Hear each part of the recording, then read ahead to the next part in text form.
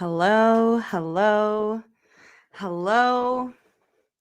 Welcome back to the Witch's Inn. I'm Karena, the innkeeper here at the Inn.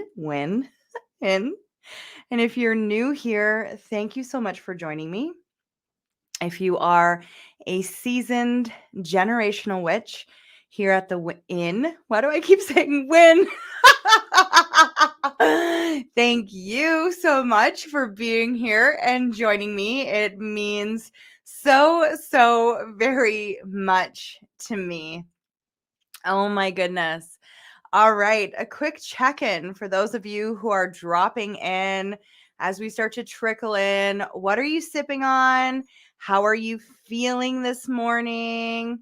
How are things evolving for you? We are in the first quarter moon, and it's in the sign of Aries. It did transition yesterday, but we're still in this very poignant waxing phase to a Gemini full moon that's going to lead us out of the eclipse season. So let me know how you're doing. Let me know how you're feeling. Let me know what feels rooted and what needs a little bit more grounding. Today, I'm going to be talking about commitment since we're in the Aries moon. The commitment to self and just why it's so darn hard to actually see that, to live that, to be in that commitment to self, as well as the pleasure we can find when we step into our own authority. Aries, if we look at Aries from the point of view of tarot, Aries is the emperor of the tarot. And this is where we kind of learn what is or isn't acceptable based on our family experiences. So Andrea says, that's exactly what I want to work on right now. Amazing. I'm so glad you're here then. I'm so glad you're here. Shelly, good morning to you. I tired, but otherwise good. Yeah. It's interesting when we are stepping into our authority, when we are stepping into a commitment to self. It is tiring. It is tiring. Commitment, just like intuition, just like if you're going to the gym, just like if you're doing anything, it requires practice, right? A lot of times because it's us, we think that it's just going to be easy peasy lemon squeezy. And that's simply not the case. We have habits, we have conditioning, we have family structures, we have just, general life generally that we have to really kind of push up against, meet in resistance and be like, is this a resistance that I'm going to shy away from? Or is this a resistance that I'm going to step into and I'm going to honor and I'm going to see the change and be the change I want to see in the world, and knowing that the world starts with me? Have you ever noticed, and I'm going to put this question out there, have you ever noticed that when you start a new habit, a new commitment to self, that an area of your life, usually a social area of your life, family, friends, or work, all of a sudden starts to unravel a little bit? Or you will start to kind of hear things, skepticism, I'm going to call it skepticism, from other people in your life that shies you away from your light and makes you dim. This could even be like your own inner critic, right? I was talking to a friend last night and we were discussing need. Like, what do you need? And it was very hard for me to discuss what I needed from other people, because my conditioning was that I needed to take care of myself in order to create safety, in order to thrive and step into a place of just survival, I guess, in my life. and survival we don't have to look at survival as simply like food, clothing, water, that kind of thing. Like we can actually look at survival as like just getting up in the morning and moving about our day. And so it's really hard when we are learning and we are deciding to commit to the version of ourselves that we see in our mind, the pleasure that this version of ourself is, in order to step into that person, that dream. So a lot of times this ties in with manifesting, and I want to talk about it super quick. But first, how is this sitting with people? Are we all on the same page? Are we understanding? Does it make sense? Let me know. And I'm heading to a open house today, so I have my Minnie Mouse sweater on. I really love it.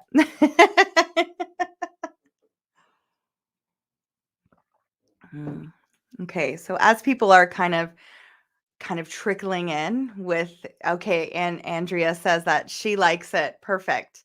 All right. So when this happens with manifesting, when we're trying to commit to a new dream, and under the Aries moon, we should be, regardless if it's a new, a full, or just the daily moon in Aries, we should be committing and setting goals for the future. It's a good time to do it, because in the wheel of the year, it's the beginning. It's the beginning of the zodiac. It's springtime. It's when we really start to plant these seeds. So Shelley, awesome. I love that it's making sense. Thank you both. So when we think about manifestation, how do you go about manifestation? You're more than likely thinking to yourself, I want this, right? I want $5,000 in my bank account. I want to live on a ranch. I want to live on a hillside. I want to be married. I want to have a committed partner. I want, all these things. What I teach and what I try and have people understand is that when we are committing to that dream, when we are setting ourselves towards that dream, we won't ever meet it unless we ourselves embody what that dream energetically feels like. If we are committed to aligning our energy, we're committed to finding that pleasure of the unfolding and meeting that. So what does that mean? Does that mean that we're looking at tangible things, right? Great. Tangible things could be, if it's, for instance, business, I'm booking more clients. Tangible things, if you're looking for a new home or to travel more or stuff, opportunities for houses, opportunities for travel start to come your way. If you're looking for a partner, all of a sudden you have all these options in your sphere, in your realm. And so this, we would say in our ego mind, that, okay, our manifestations are working. We're starting to align with our manifestations. And 100% that's true. And I'm going to take you deeper into the shadow of why that manifestation is actually working. It's because you're emotionally secure, you're emotionally feeling good within that manifestation. You're aligning your soul or your emotion to that manifestation. You're preparing your inner body, you're committing to that version of self that you see and stepping into it. And so when this happens, and a lot of times we take our emotional body for granted. We don't realize the cues that it's sending to us, because what are emotions? But it's our soul's language in talking to us. I don't like this. I don't want to continue this. This is not where I want to hold priority in my life. I want to hold priority here. I want to commit here. It's when our ego, or what we would maybe call our inner voice or our inner critic, steps in and goes, no, that's not true. Right? Because of conditioning, past expectations of self, past expectations of family, friends, right? Our environment. And we start to doubt our experience. So why is commitment so hard then, right? Why is it so hard? For these exact reasons. expectations, conditioning, and moving, right? Instead of moving with our cycles, instead of moving with the pleasure and joy that we're experiencing to move towards something, we get sidetracked by these other kind of side quests. And so earlier in the chat, a little bit earlier, I talked about, have you ever noticed that when you're stepping into an aligned version of yourself, when you're creating action in your life, aligned action in your life, more often than not, a social interaction or a social, something social will come up in your life and it'll deviate you from that path, bringing you back into past conditioning, past expectations, right? Let's use romantic relationships, for instance.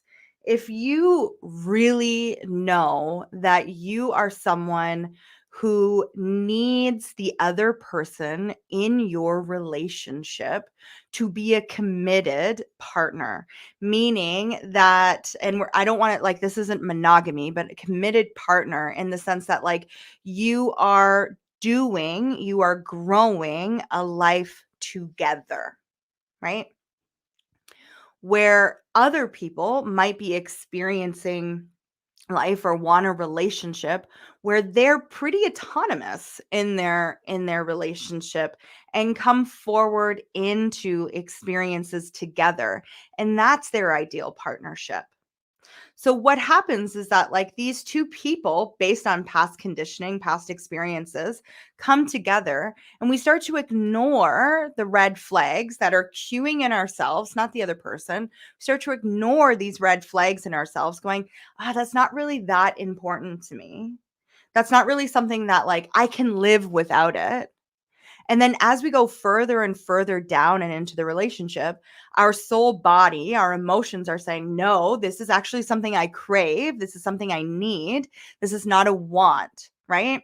We might, the first person who enjoys this, companionship, this commitment to each other in growing a life together, might all of a sudden feel like they're a nag. They might feel like they're needy. They might feel kind of like hypersensitive to their surroundings and what's going on in their surroundings and overcompensate and put their needs aside for the other person, while the other person who regards themselves and wants a relationship that's more autonomous is going to feel guilty. They're going to feel like they're creating lack. They're going to feel like they're less than in a relationship, the bad guy, the villain in a relationship, because they can't sustain and meet the other person's needs or want.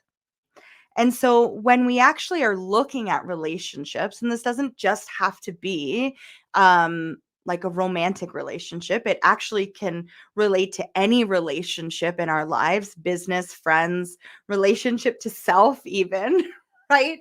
Um, Getting very honest and observing and staying in that pause before we jump into those head ego emotions of this is amazing, I want this. We can also see this with opportunities that present themselves and the and commitment to self, right? So if you will use business for an example, if you are creating an aligned business, if you are consciously in creation with your business and you're looking for opportunities for growth within your business, when you're first starting out, you might take every opportunity that comes to you. Why? Because you're growing your brand, you're stepping out onto a platform that might feel shaky, and so you want to practice, right? But as you move towards this alignment, as you move into commitment to this business, to yourself, and what it actually wants to look like, feel like, and grow into, all of a sudden you might see yourself having all these opportunities coming to you and you not wanting to take them. But then ego steps in and you go, well, I should be taking these, right? Should, instead of I want to or I need to.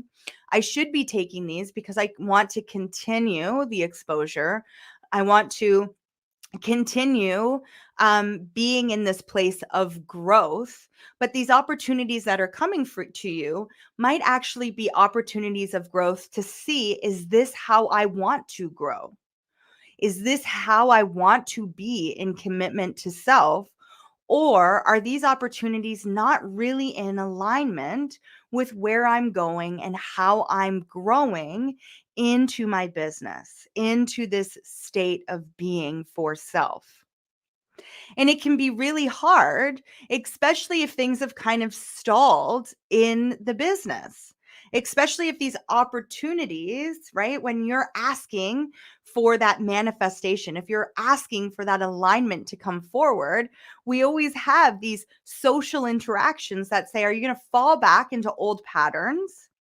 Or are you going to move forward into new and greater commitment to self, knowing that it's okay to not be seen as nice or acceptable, or, you know, a, the thought that kind of comes up is, if I'm not taking these, maybe I'm lazy or I'm not as committed to myself as I thought I was, right? Learning to sit within that discomfort of either the inner critic or our outer experience critic. So, how's this feeling? Exactly. Nikki says that's fear falling back. 100%. It is fear. It's fear that if I don't create the way I used to create, then I'm not going to be able to achieve what I want to achieve. Thank you, Nikki. Yes, that's amazing. That is fear. And we need fear, though. We need fear in order to be like, I'm scared. I'm scared of saying no to this opportunity. I'm scared of waiting. I'm scared of sitting in discomfort. And the more that we sit in fear, the more that fear has an opportunity to talk to us, the more that our emotions that are kind of we've pushed down into the shadow have an opportunity to come forward and say, hey, this is actually what I need. This is actually where I want to go. And we're going to create a new sense of safety. We're going to find new ways of experiencing pleasure. We're going to really step into this taboo version of life in order to create something that we've never had before. And it's really beautiful when you can actually take the time to do this. And so how do you do that though? Right? How do you might be sitting here going, yeah, that's great, Karena. But I work 9 to 5. I have 2 kids. They have things. I have my own life. So it starts with baby steps. Can you commit to 5 minutes a day of finding pleasure, of finding joy for your life? Can you commit to the discomfort it's going to take in creating and carving out that 5 minutes, that 10 minutes, whatever that looks like in your life, to step into pleasure, to step into alignment in your life? So, for myself, since November, I've really been stepping into this energetic commitment to a healthier state of being, a healthier spiritual practice, and a healthier awakening, right? Really allowing myself to prepare before I step out, before I step into the world, right? Regardless if this is in a business sense or regardless if this is in my life.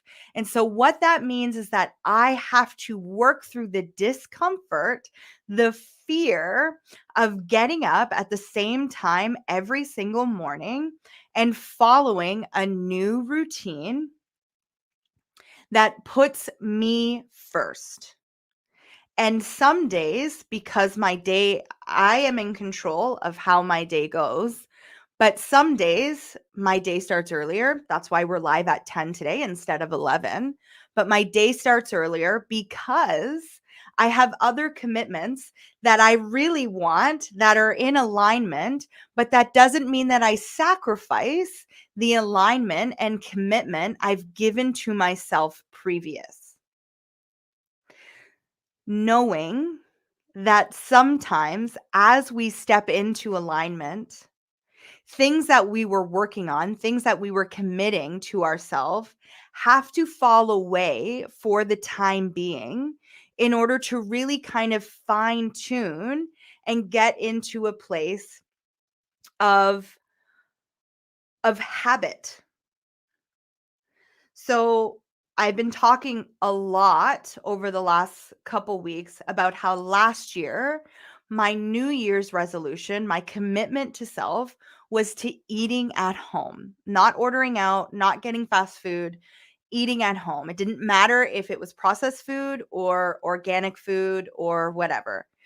I needed to prepare the meal at home. This has now become a habit. And when the habit starts to drop, I notice it a lot quicker and am able to course correct, come back into alignment, come back into pleasure that much faster. And so instead of showing, get to what this is it's the ability to show myself compassion through my commitments. You're doing a really good job. This week, our schedule got away from us. And so we're going to have to step into that commitment again, knowing we've done it before so we can do it again. And maybe we need to look at what that commitment actually looks like. What am I ready to grow into? And where, as Nikki said, is that fear holding me back? Because in my inner critic, in my mind, the version of myself has never been able to sustain this. So, what do I need to do? What is my emotional need into stepping into this? What new key do I need to bring into and commit to and show myself compassion with when this falters? Yes, Nikki, I love it. We have to trust in ourselves and the work we've already done. And that's actually, I was going to leave everyone with some journal prompts. And that was one of the journal prompts. It's like, where can you see your commitment already?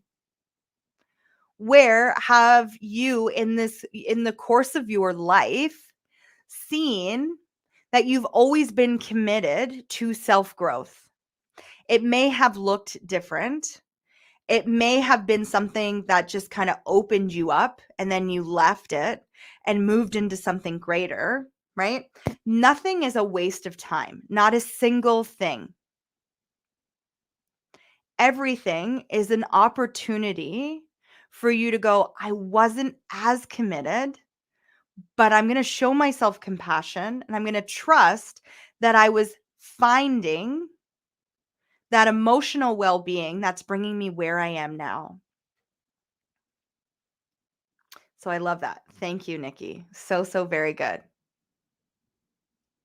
So over the next couple days, right? Or over today, we're in that 12/12 portal, which I love. It's all about new commitment. It's all about setting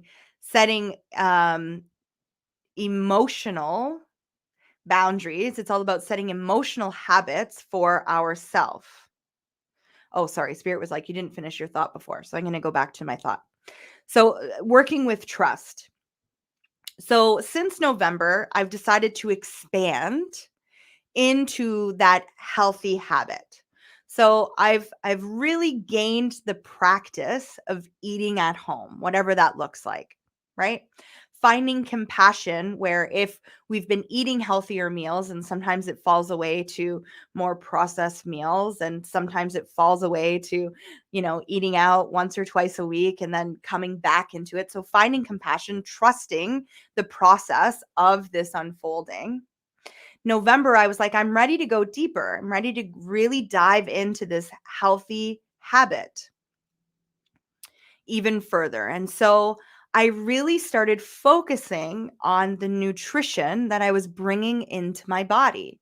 I really started focusing on moving away from those processed foods and just eating at home to save money and get in that habit, that healthier habit of cooking and creating time, carving out and committing time to cooking at home, and step into preparing healthier meals at home, preparing to eating on a schedule and listening to the cues of my body of when I'm hungry and what I'd like to eat, and how I can create a healthy consumption of that food. Now, within that, I sustained another injury.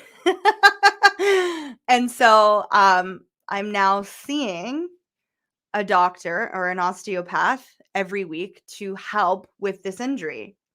And what I've noticed is that as I sink into the healing of this injury, my eating habits that were really, really good at the beginning of December, I was really in a really good habit of eating more healthy meals at home, have gone into more, how am I holding my body? How am I stepping into alignment with my body and committing to walking for an hour a day?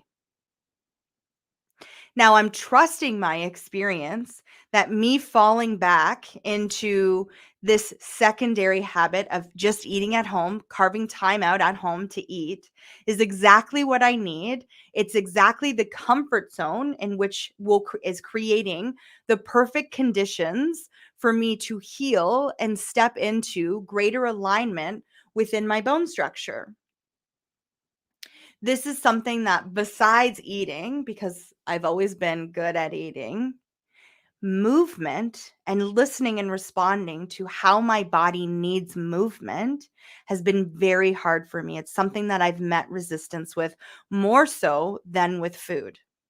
And so I know, and I'm trusting the experience, and I'm stepping into the fear that if I let this portion of my healthier food commitment go just a little bit for the time being, that what I'm creating, the alignment, the pleasure, the feeling that I'm creating, stepping into this new routine of, meditating and really committing to focusing on how I'm holding my body and walking, is actually going to create a habit that allows me to focus more on my nutrition later. And so sometimes things are brought into our sphere a little bit early so that we do have to take a step back and be like, wait, I'm not quite there yet. I know I'm going to get there because I was already doing it, but I need to focus on this. And so when we're thinking about committing to self, really thinking about, what do I need? I love that, Nikki. What do I need in order to trust that when I step into fear, I get to move more into alignment? It removes the tangible of the manifestation because we trust that the further that we step into an emotional alignment, we're listening to our inner soul, we're moving towards that. Our emotions do not lie to us. Our emotions are internal triggers, internal cues to let us know exactly where alignment is and where it isn't. It's an emotional cue to say, hey, take a look at this past habit. Take a look at what formed this habit. Take a look at this conditioning, this expectation that's sitting here around fear. And how can you honor that? How can you show it compassion? And how can you rewrite the story so that you can step into alignment and go and get the manifestation that you want? Removing the expectation of what that looks like and sinking into the pleasure, the joy of self-discovery, of knowing yourself so much that when people say things that would previously make you want to dim your light, you don't have to hold that. You know that when people say to you, wow, that's a mighty roar you have, you can think to yourself, and I've earned it. And I've earned that. Knowing that your presence and how you show up is not conditional on what other people think and feel about you. It removes the expectation of validation from our external world and creates the validation that we need to see in ourselves, which then moves us into alignment with the people, places, and things that want to celebrate and that want to be in communion or community with us. That's free of jealousy, or that can speak and not be afraid to say, I am feeling jealous that you're able to do that.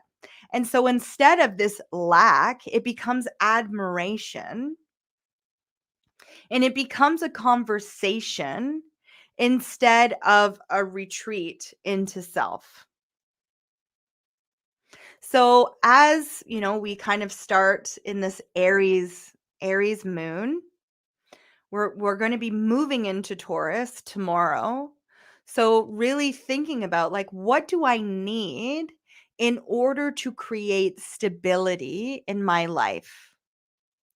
And what do I need to remove, or what do I need to start being conscious of and start stepping away from in order to find that alignment? So, your first journal prompt, if you so choose to do it, is where have you committed to yourself over the years that has led you here? And whatever comes to the surface, allow it to come to the surface. I would love it if you could focus on the good. But if you also need to honor that shadowy aspect of self, allow that shadowy aspect of self to come to the surface so that you can see that commitment as something that was meant for your well-being to open you up. Second, what baby steps can you take or thank yourself for that have created big movements in your life? Knowing that commitment and alignment are not big leaps, but they're small baby steps that help us step into alignment. And sometimes that very small baby step seem like a very big leap because you're moving into fear. You're sitting with fear and you're trusting the process that this fear is going to talk to you and lead you exactly where you need to be. And where can you show yourself, your shadow self, more compassion as you step into and honor this commitment to self?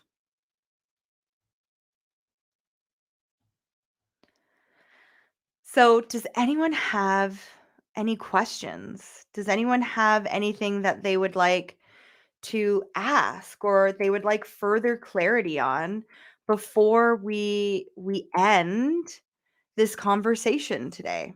And if you're watching the replay, dropping it in the description, dropping it in the comment section so that I can either talk about it in another video or I can respond to you depending on how in depth I need to go within it, right?